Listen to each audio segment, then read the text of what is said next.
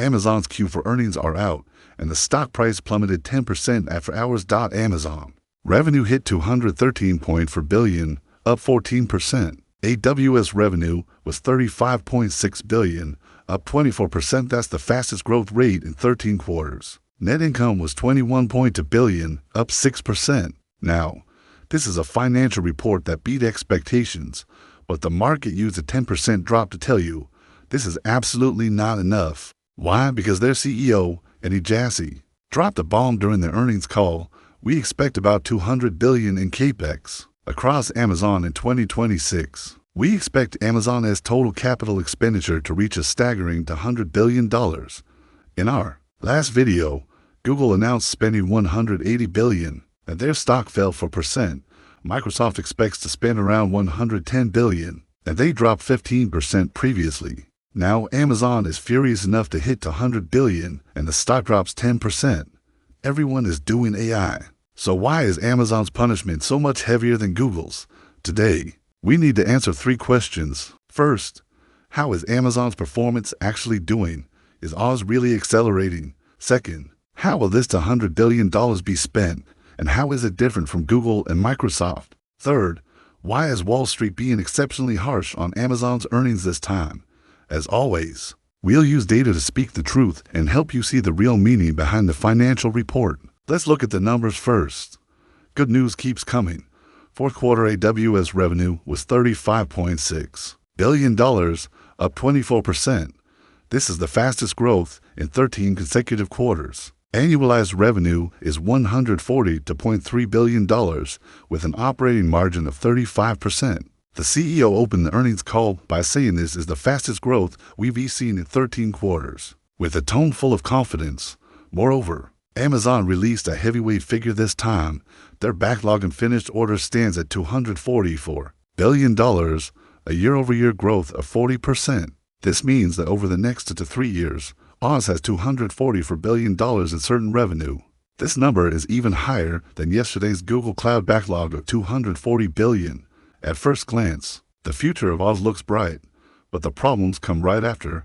The first sharp question came from analyst Eric Sheridan at Goldman Sachs. He asked a question everyone wants to know. Regarding the strong long-term return on invested capital, can you give more insight? How will investors see this? Or can you talk about the minimum level of cash flow generation you don't want to dip below? Translated into human language, you say your investment returns will be high, but how can you prove it? Do you have the confidence in your free cash flow? This question was asked very ruthlessly because Amazon's free cash flow for 2025 is $11.2 billion, whereas in 2024 it was $38.2 billion. That's a crash of $27 billion, 71% drop. Their CEO answered like this: our capacity is used up as soon as it comes online. And he pointed to that backlog of $244 billion as proof that demand is real. But he completely dodged the question about free cash flow. The CEO immediately grabbed the mic to add, this is not some kind of impractical marketing grab. We are confident these investments will bring substantial returns on invested capital. Impractical marketing grab, this sounds a bit like blindly chasing revenue at the expense of long-term gains. He wants to clarify, we aren't growing just for the sake of growth, but the problem is, the market doesn't believe it. Why? Because free cash flow dropped from $38.2 billion to $11.2 billion, plunging 71%, and they are going to spend another $200 billion in 2026. The margin for error is only 5.6%. Speaking of that Oz backlog of $244 billion, it sounds impressive. But remember, these are unfilled orders, not money already received. If a customer breaches the contract midway, they could still have reasons to get out of this contract, right?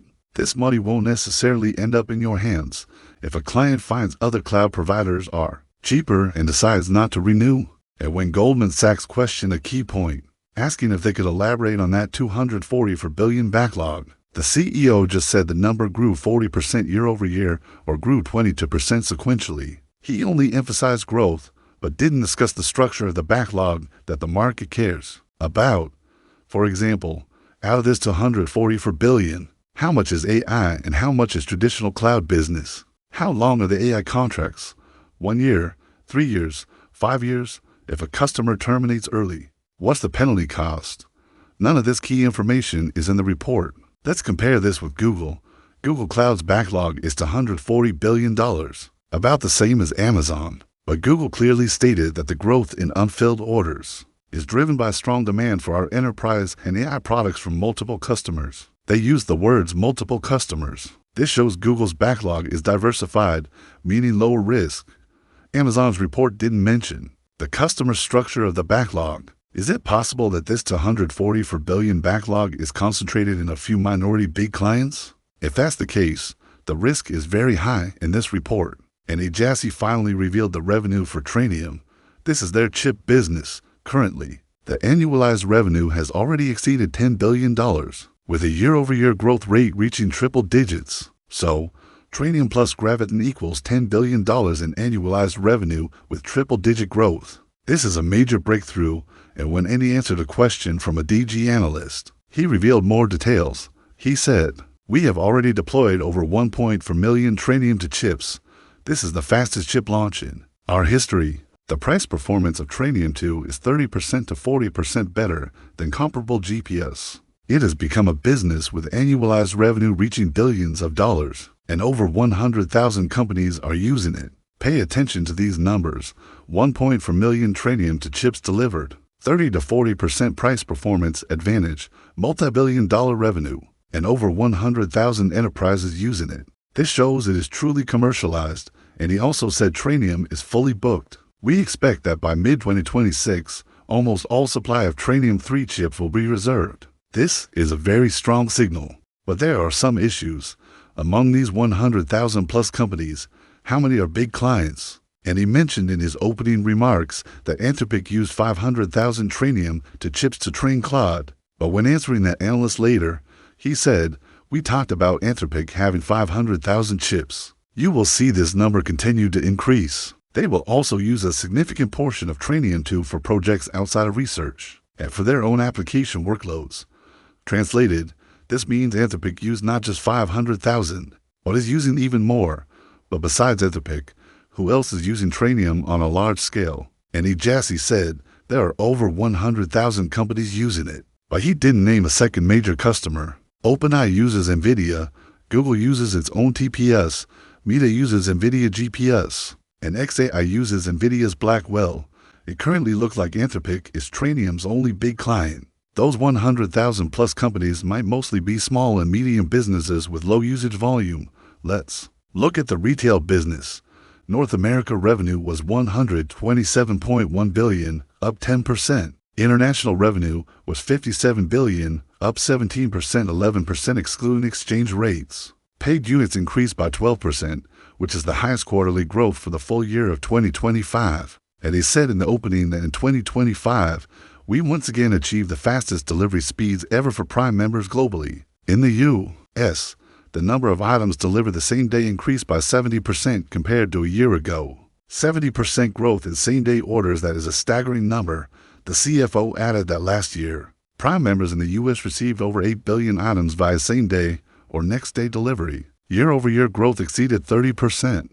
But what is the delivery cost for these packages? The report didn't disclose it separately. However, the CFO revealed a key piece of info in the Q1 guidance. He said that in the international business segment, we will continue to increase investment in store business to enhance customer experience. This includes launching faster delivery services, among which is the Amazon Now Immediate Delivery project. It can deliver goods to customers in 30 minutes or less. 30 minutes. This speed is catching up to Meituan's local delivery in China. Currently, it's launched in India, Mexico, and the UAE, and is being tested in the US and UK. And he said the customer response in India exceeded their most optimistic expectations. And they found that once Prime members start using this service, their shopping frequency increases by 2 times and user frequency increases by 3 times. This sounds great, but again, he didn't mention how high the cost is for 30-minute delivery. And the CFO said a very important sentence in the Q1 guidance. We are also working hard to maintain the competitiveness of pricing and seller fees. In some countries, we have to take more aggressive measures to match or beat competitors' prices. More aggressive price cuts. The operating margin for international business in Q4 was to 0.1%, down from the 0.9% in Q3, a drop of 80 basis points. The only thing that really shines is the advertising business. Ad revenue was $21.3 billion, up 22%. Full-year ad revenue increased by $12 billion. The CFO said that in just 2025 alone, we added over $12 billion in incremental revenue. $12 billion in 1 year. That growth speed is terrifying, and Amazon's ads have high conversion rates. Users search on Amazon intending to buy, so the click-through and conversion rates are far higher than seeing video ads here on YouTube. And he also mentioned that Prime Video's ad business is growing fast. He noted that Prime Video's global ad-supported audience averages 315 million monthly, an increase from 200 million at the start of 2024. That's a 57% growth. But the problem is, advertising only accounts for 10% of revenue. From this, we can see that Amazon's cash flow comes from retail and Oz. What are these two businesses? One is actively cutting prices. One is burning cash on 30-minute delivery. And while one is growing fast, the free cash flow is plummeting. No matter how strong advertising is, it can't prop up this $100 billion capex. Next, let's look at the most fatal number, free cash flow. This is the money a company can most freely dispose of. The calculation is operating cash flow minus capital expenditures. Let's look at the chart. Operating cash flow grew 20%, which is very good, but capital expenditures grew 65%, increasing by $51.6 billion. The result? Free cash flow crashed by $27 billion from 38 to 211. 2. The CFO said in the report that this is mainly from AI investments. But the question is, what can $11.2 billion of free cash flow do? Let's compare it with Google's metrics. We made a chart, and there's an important parameter, margin for error. This is free cash flow divided by the 2026 capex. Amazon's margin for error is only 5.6%, while Google is almost 40%. That's a 7-fold difference. This means if Amazon's AI investment has any slip-up, cash flow will immediately become very tight. Google, on the other hand, can play it slow because they have the super safety net of their search engine. Analyst Mark also asked a tricky question. Do you have a bottom line for free cash flow? Is $11.2 billion the floor? The CFO's answer was, we see strong long-term return on invested capital. We see strong demand for these services.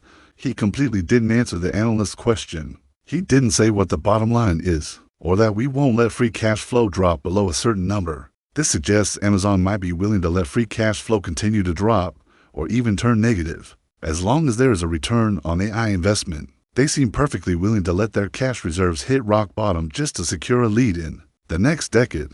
But for us individual investors, this trust the process attitude can be a bit unsettling. The reality is that Amazon is fighting a war on so many different fronts, from custom chips and AI infrastructure to global logistics and satellite networks, that it is becoming increasingly difficult to see how all these pieces actually fit together into a single coherent strategy. To help clear up the fog, we've organized a structural breakdown of these investments into a resource titled The $100 Billion Gamble. The Amazon AI War Map. You can find the access link in the comments section below for your review. But what if there is no return? Next, they talked about Project Kuiper, the satellite internet. Andy Jassy said the progress is exceeding expectations, but the return is still unknown. He said, we have already launched 180 satellites. We plan to conduct over 20 launches in 2026 and 30 launches in 2027, expecting to start commercial operations in 2026. He also said they've signed commercial agreements with dozens of partners, including AT&T, DirecTV, JB, and other network companies. It sounds like the speed is very fast, but the problem is, how big are the amounts in these agreements? The report doesn't say. More critically, the CFO said in the guidance that in 2026, Kuiper's costs will be $1 billion more than in 2025. Currently, costs are expensed directly. Starting in the second half of 2026, they will be capitalized. This means Kuiper costs are currently eating into profits, and after the second half of 2026, although they won't eat profits directly, they will increase depreciation pressure. When will these satellites turn a profit? And he didn't say. And Kuiper's competitor is SpaceX's Starlink.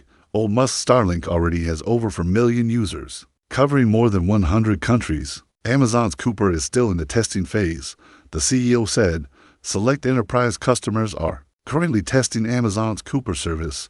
We expect to conduct broader commercial promotion later this year. The keyword here is select enterprise customers. Translated, they haven't achieved large-scale commercialization yet. By the time Cooper truly goes online, Starlink might have 10 million users. How much market share can Cooper grab? That is a huge question mark. Musk probably saw this data and laughed out loud at Bezos again. So, Google has its search engine as a safety net. Does Amazon have anything else to fall back on? Some say Anthropic. I feel Anthropic is Amazon's version of OpenAI. In September 2023, Amazon invested $1.5 billion in Anthropic. In March 24, they added $0.75 billion. In November 24, another $4 billion.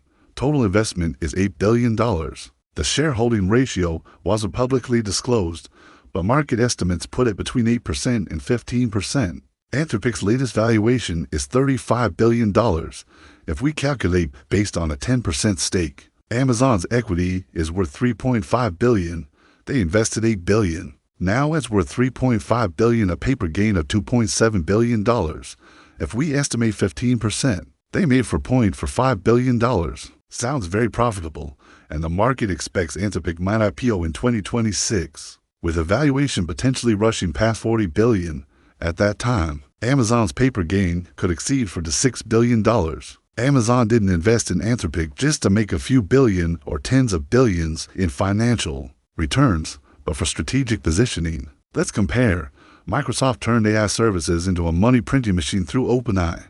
Copilot annual revenue has already broken $10 billion, with over 100,000 enterprise customers. Amazon wants to copy this model, but they are 2 years late, and he spent a lot of time in the earnings meeting talking about Anthropic. As mentioned in the last video, over 100,000 enterprises are using Trainium, but he didn't name the second largest customer.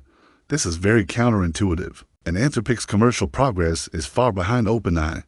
Monthly active users are estimated between 50 million and 100 million. CAC's monthly users are over 300 million. That's a difference of 3 to 6 times. On the enterprise side, Andy Jassy said thousands of customers are using Claude on Oz and Nova, but he didn't specify exactly how many thousands. Microsoft's Copilot enterprise users exceed 100,000. That's a difference of 2 orders of magnitude. Anthropic is expected to be losing money in both 2024 and 2025. If they IPO in 2026, how will they tell the story to the market? Will they say we have the world's largest Trainium cluster? Investors will ask, then why are you still losing money? Will they say we are the exclusive model provider for the AWS ecosystem? Investors will ask, then why do you only have a few thousand enterprise customers? More critically, Anthropic's IPO valuation will directly affect the market's assessment of Amazon's investment. If the IPO can maintain $40 billion, the paper gain could reach $60 billion. But if the IPO valuation drops to $20 billion, Amazon's paper gain is only $20 to $30 billion. A return rate of 150% to 200% sounds okay, right? But the problem is, what was the opportunity cost of that $8 billion? If they had directly invested in NVIDIA stock, the return from 2023 to now would also exceed 300%. The same $8 billion could have turned into $24 billion, and NVIDIA is cash, a liquid stock you can sell anytime. Anthropic equity requires waiting for an IPO, and there are lockup periods after that. Liquidity is much worse, so the market's attitude toward Anthropic is very contradictory. Optimists say Anthropic is valued high. Amazon makes a huge paper profit, and if it can seize the enterprise market, Oz growth will increase, and profits will rise by copying the Graviton success. After the IPO, Amazon can also cash out part of it to recover the investment, but pessimists can say that the high valuation is a private market number. The IPO could break the issue price. Anthropic's customer base is too narrow. Enterprise productivity adoption is far lower than OpenAI. Trainium's economic model is unclear. No second big customer besides Anthropic. If the IPO is delayed or fails, that $8 billion is wasted. The market directly used a 10% stock drop to tell you which side it leans toward. Actually, what Wall Street cares about more is how this $100 billion capex is being spent. Let's break it down. CEO Andy said, "We expect to invest $100 billion in capex across Amazon. This means it's spread across the whole company, not concentrated in one part." Based on the earnings call, we estimated where this $100 billion is going. The first part is AI infrastructure, and he said capex is mainly on Oz, assuming 60%. That's $120 billion. This part is mainly for the R&D and procurement of the Trainium and Graviton chips we just mentioned, as well as purchasing H200 and Blackwell GPS, building data centers and network equipment. And he said in the Q&A that in the last 12 months, we added 3.99 gigawatts of power capacity. 3.99 gigawatts is equivalent to the power demand of 20 to 40 large data centers. And then he said in Q4 alone, they added 1.2 gigawatts. This is a crazy expansion speed. The second part of the $200 billion should be in logistics and robotics, roughly $50 to $60 billion. The CFO said in the guidance, we will continue to optimize inventory placement, reduce average travel distance, reduce touches per package, increase consolidation. At the same time, we will deploy robotics and automation in our global fulfillment network. Amazon expanded its same-day delivery stations in the U.S. by 60% in 2025, covering 140 metropolitan areas. And Jassy said same-day delivery is their fastest-growing service. Last year, 100 million customers in the U.S. used it, but the expansion speed of delivery stations can't keep up, so they will accelerate building in 2026. Plus, there's that 30-minute delivery mentioned earlier. This requires denser forward fulfillment centers. Each center costs at least $50 million to build. If they build 100 across the U.S., that's $5 billion right there. Adding robotics, automation, and inbound network optimization, a conservative estimate is $50 to $60 billion. The third part is Project Cooper. If we calculate based on a launch cost of $50 million to $100 million each, 20 launches is $1 to $2 billion. Spread across total investments in 2026, we estimate it to be $15 to $20 billion. The fourth part is others, include physical stores like Whole Foods, Amazon Pharmacy, smart hardware like Alexa, Kindle, Ring, and other small businesses. We estimate this at around $10 billion. Now, let's put Amazon and Google together for comparison. Google's $180 billion capex, 60% is buying chips, 40% is building data centers and network equipment. Amazon's $100 billion, 60% for AWS chips, 25% for logistics, 7 to 10% for satellites, and 5% for others. The core difference is Google is making a breakthrough at a single point. Amazon is fighting a war on multiple fronts, and more importantly, the certainty of returns. Google Cloud's backlog is to $140 billion. Amazon Oz is to $140 billion. Looks similar, but do Amazon's logistics and satellite investments have a backlog? No, right? How much incremental revenue will 30-minute delivery bring in the short term? Unknown. How much market share can Cooper grab? We don't know that either. Every penny of Google's $180 billion has a clear demand and return path. In contrast, $60 to $70 billion of Amazon's to $100 billion has no visible, clear path to return. As we compared earlier, Amazon's margin for error is 1/7 of Google's and 1/5 of Microsoft's. Barclays. Analyst Ross asked a very interesting question. He said, a few earnings ago, you mentioned the AI market is bifurcated, with heavy spend concentrated in a few AI native labs. Look into 2026, how does that change? And his answer was very honest. He said, I would characterize the AI demand right now as a dumbbell structure.